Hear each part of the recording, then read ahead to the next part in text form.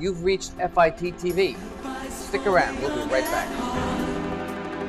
Soon we will be alright. When we're gonna make it work.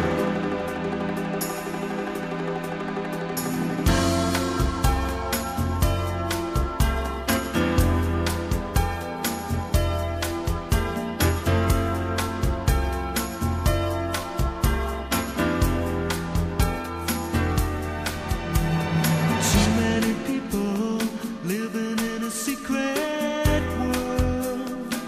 While they play mothers and fathers, we play little boys and girls. When we're gonna make it work. This is Joey. She is obviously attached and bonded to her father, Jim. Her mother received a custody award approved by a law guardian to allow the mother to live in a different country, reversing the judge's previous intentions initially. All things pointed to sharing custody and staying here in Huntington, Long Island, New York, where the family has lived. The question must be asked, is moving her out of the country in the child's best interest? And I have with me the very special Mr. Jim Powers, who's the father of the child in the picture that you just saw. And now, Jim, you can tell us your story. How are you doing today? Hi, Chris. I wish I wasn't living this living nightmare, to be honest. Here I am, white collar. I'm a registered architect. I live here in Huntington. I've been a resident of Huntington for 28 years. I do what I have to do. I work. I'm a professional, pretty successful. I am involved with a lot of town organizations. I'm president of the Townwide Fund of Huntington, actually just past president.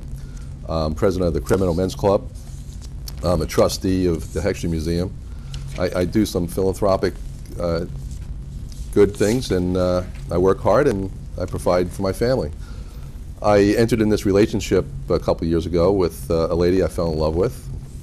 We decided to have children, and we were blessed in January of 2009 with a little girl, and I love her dearly. She's little Joey, Joanna, but we call her Joey, and she's the love of my life. Fortunately, our relationship went south, and in September of 2010, I came home from work one day to find out the whole apartment house cleaned out. Everything was taken, and including my daughter. On the same day? Same day. Actually a little cold. Yeah. Little side story, I'm driving home from Albany on a convention that I was the weekend, and on the phone home, and what would you like for dinner? And I said, just anything home cooked. I'm tired of eating restaurant food, and I get home, I open the door, and there's nothing there.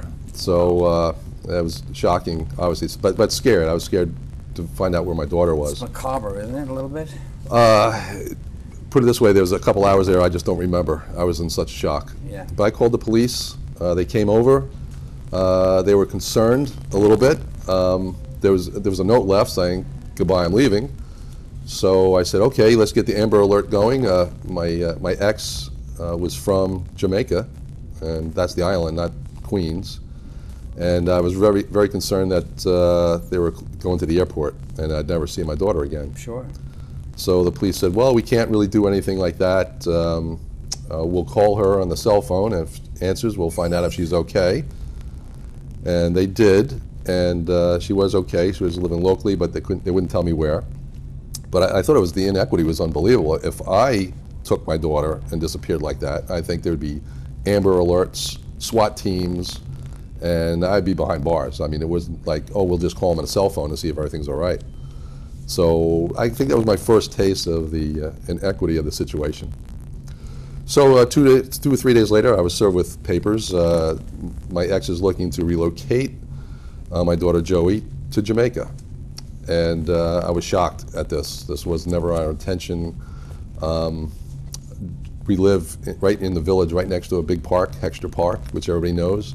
It's the most beautiful place for a child to be brought up. It certainly is. It's fantastic. Absolutely. And everybody's walking their kids, and it's a really family-like environment there. You can see the playground equipment from our window. Oh, And nice, it's just fun out. The lake, the ducks, the geese, and Joey has names for all of them.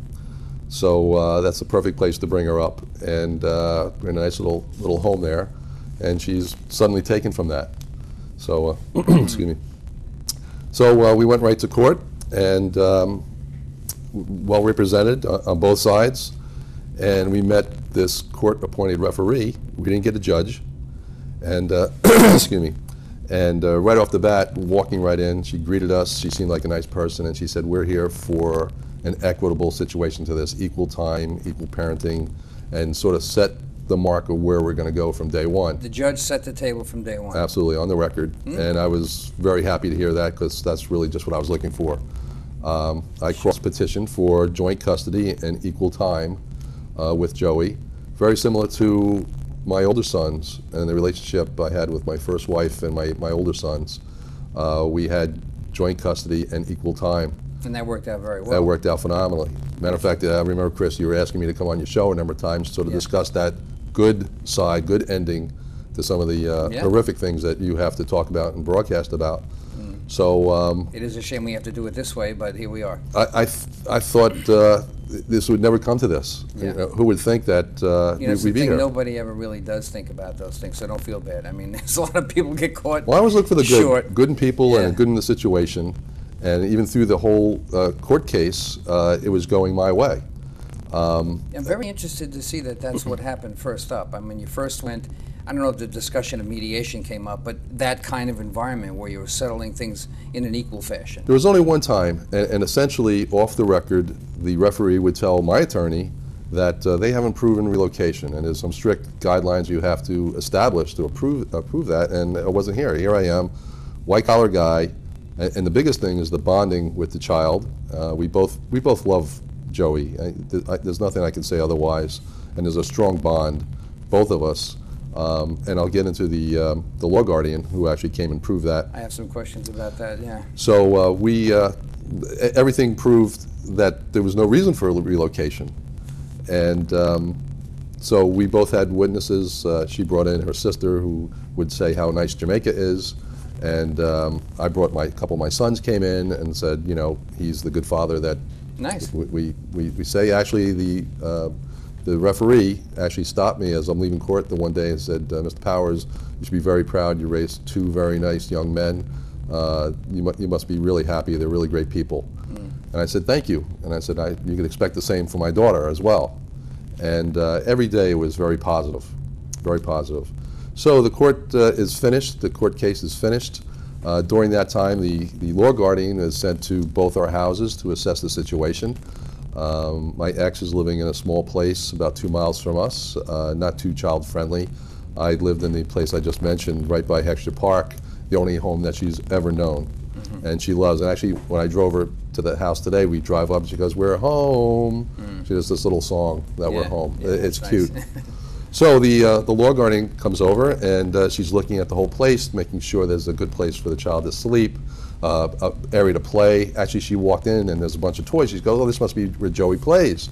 I said, "Yes, she does, but you haven't seen the rest of the place."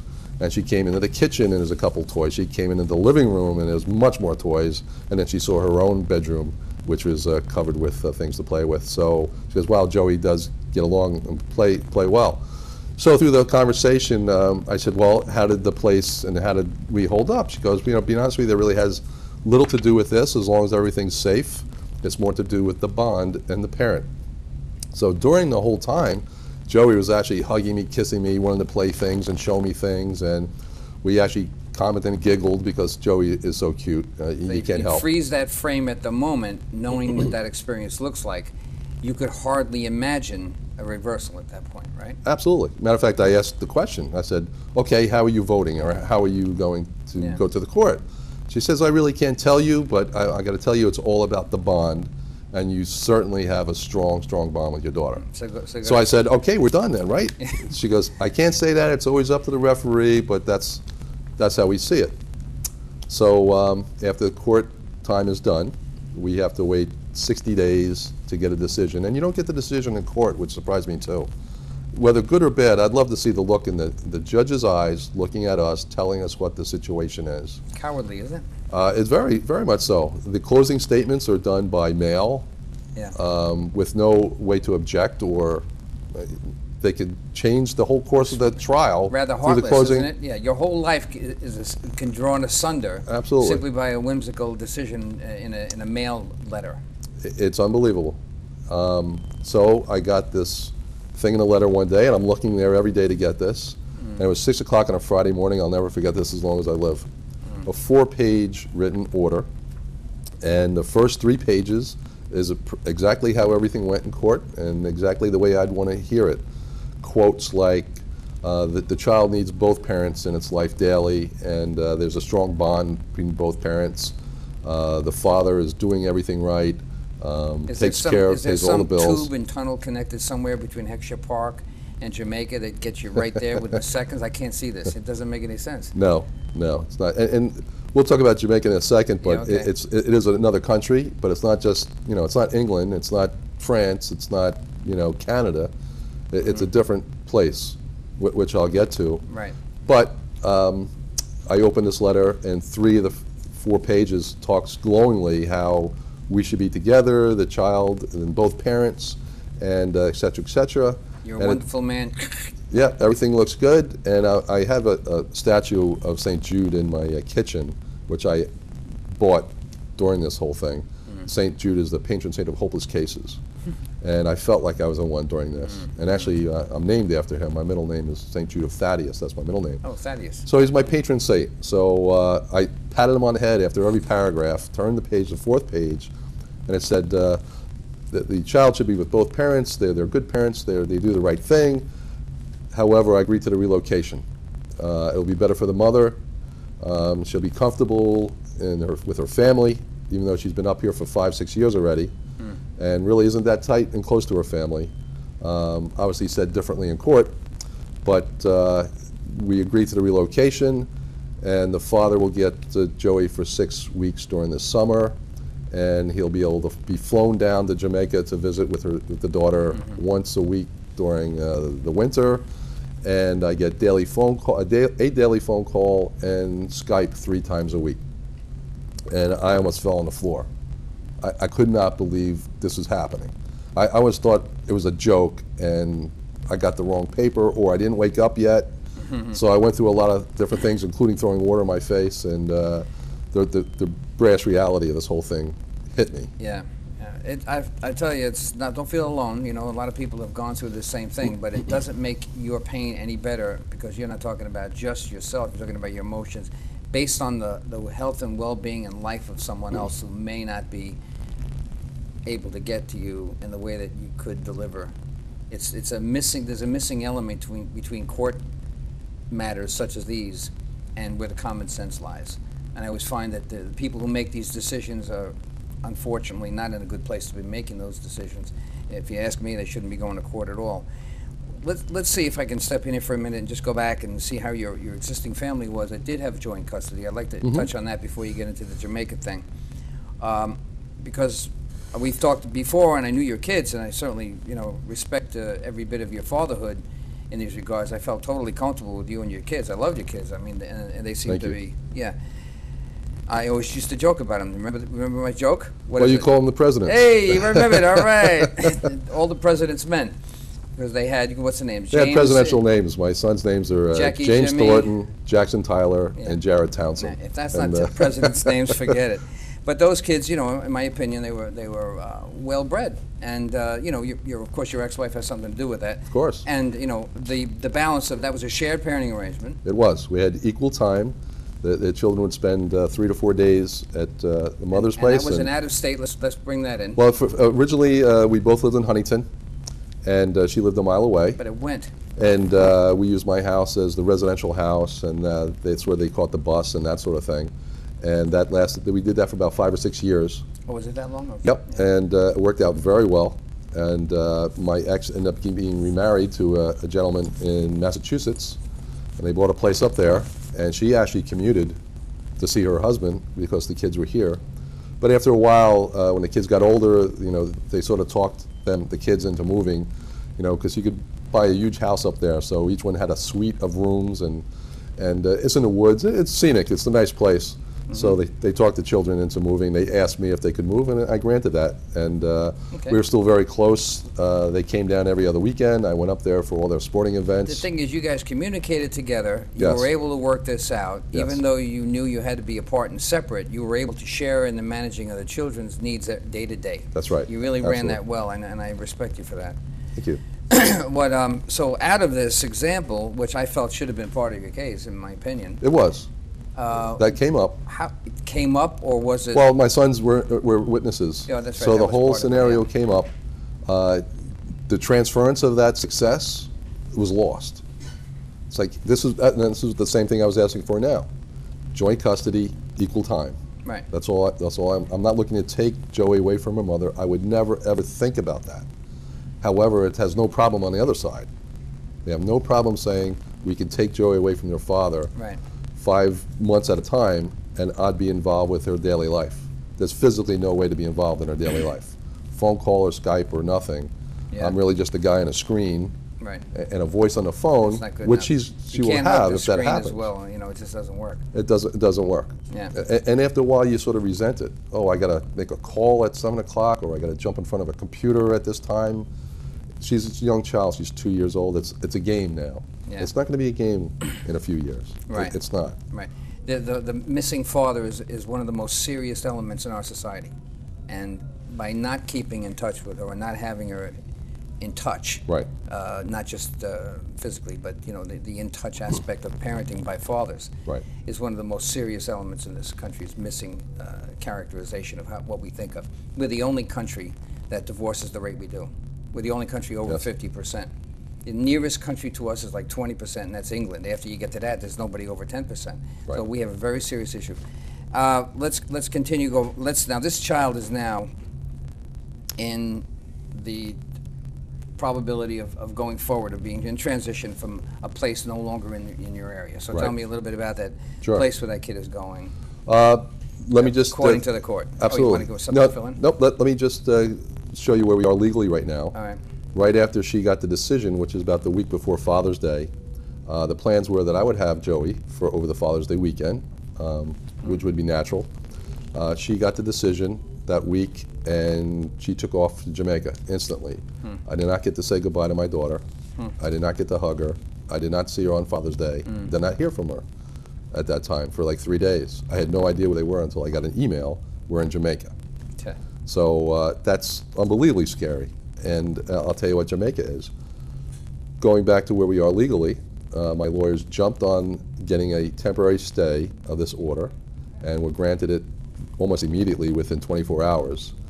The judge in the case, the appellate judge in the case, could not believe that this decision was reached based on the order and the testimony that she was reading. And that's on the record. Could not believe that. Put the temporary order in. The mother was ordered to return immediately within 7 days to come back, and the stay is in place. Now, during the order, this is actually during the time I get her for 6 weeks over the summer. So I do have her right now for 6 contiguous weeks. So 5 days later, the 4-panel appellate court looks at that temporary stay, and they actually denied the motion. So right now, the stay is history, and we're back on the original order, which I have her for 6 weeks, and she can immediately go back to Jamaica. So where we sit right now, I have her for 4 weeks, and then she could be on the plane to Jamaica. If it's one country and it's a vacation, it's one thing. But let me just tell you what Jamaica is and show you how I know it. In her reality. Her reality. I ran a Jamaican company for over a year. Golden Crust is a well-known fast food, quick service restaurant. I ran that company for over a year. I had a lot of Jamaicans work for me. I actually went a step further and bought 3 Jamaican restaurants and in Jamaican communities. I know the people. This is actually where I met her mother. She worked for this company, and it's a tough coexistence. The island itself, you go to Negril, you go to Mobay, you go to Ocho Rios. It's some of the most beautiful area in the world. You're in a resort, you're pretty much safe, there's security all around, and the water is spectacular. Where she will be living is an area called Kingston, Jamaica, which is one of the top 5 notorious cities on the planet as far as murder rate goes. The house she'll be living in is a nice house. The interior is a nice house.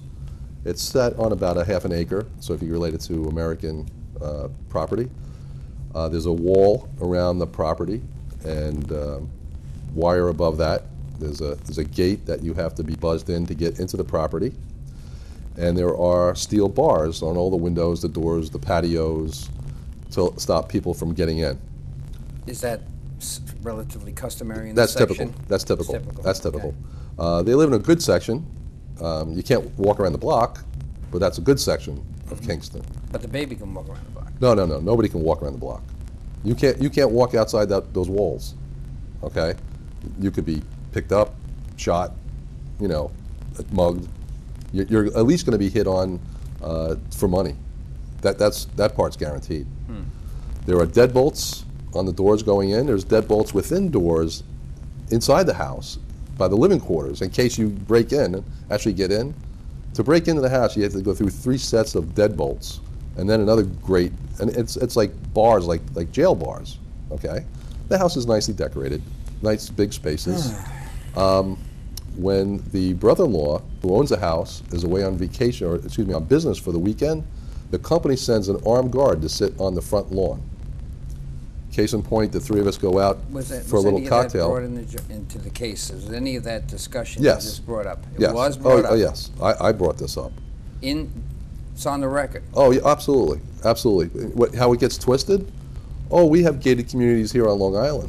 Ah. Well, this wasn't a gated community. It's gates at your It's a house. jail community. Well, but there are gates at the luxurious homes around here. I said they're for decoration. Yeah. I mean, you walk around those and get to the house. There's not a need for it, and I can assure you, there's no armed guard sitting in the front unless you're a drug dealer.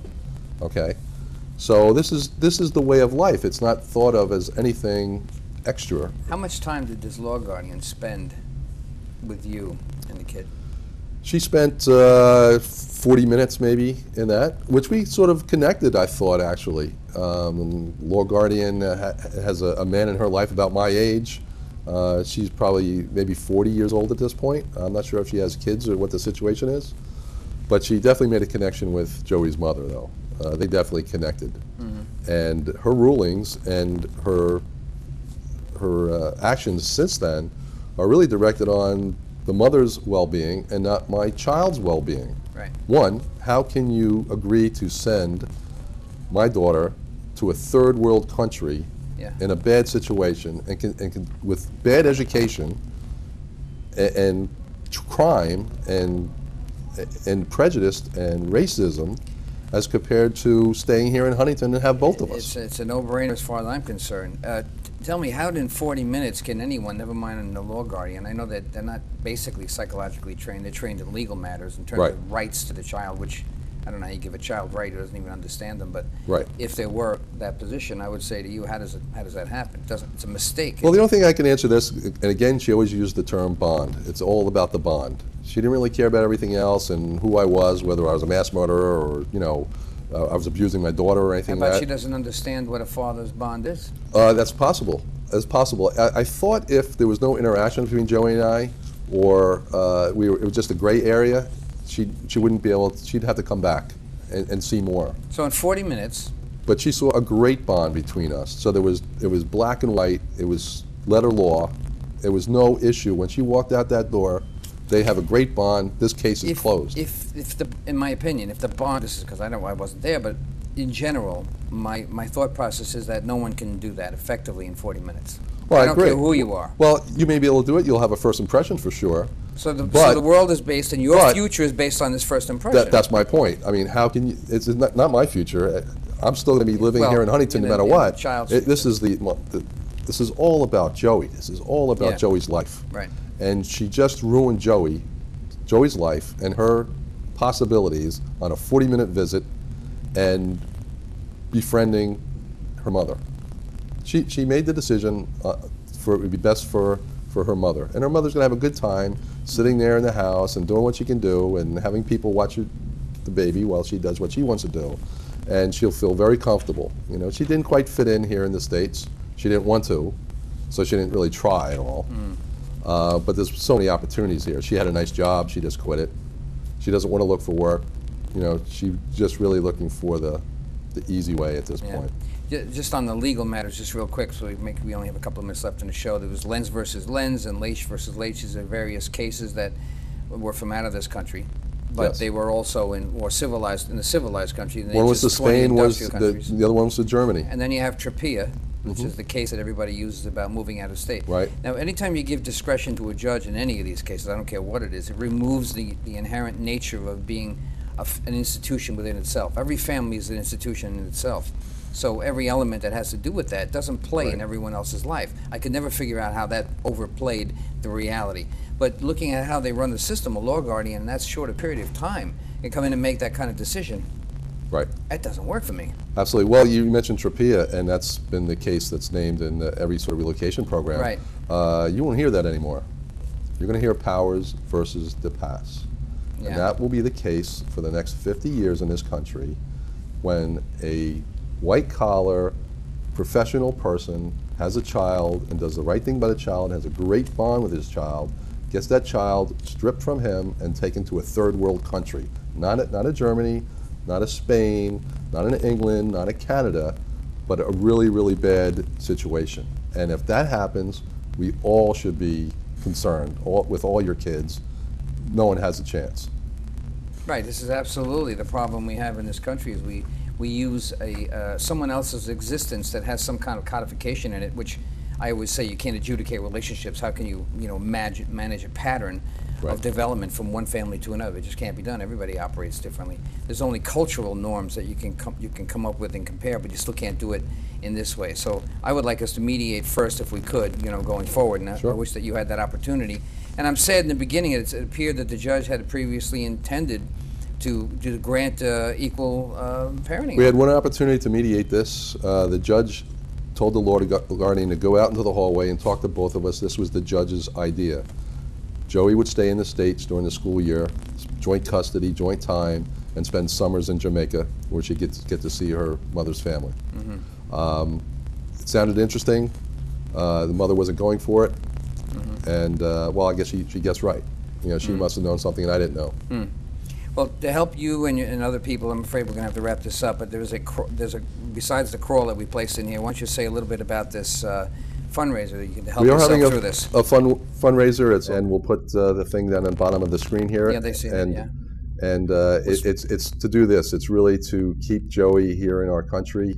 It's also to stop this from happening to anybody else. And some of the people involved will look at trying to get them other positions in the country, get them other jobs. So it's right now it's keeping Joey here and safe. That's good. I'm glad you're going to become a legal reformer. I think it's time that we all step forward and stop dishing and dispatching parents out of the child's life when the child needs that parent more than the other way around. Let's get real about this situation. So August 4th, 6:30 to 9 p.m. at Amicali, which is former Panama Hatties. Thank you for participating in that, and thank you very much, Jim, and good luck to you. Thank you, Chris. Societal and political trends are rapidly breaking down the family that once was the cornerstone of our great American culture. At FIT, we know you cannot get this information on your own, so we'll bring it to your TV every single week.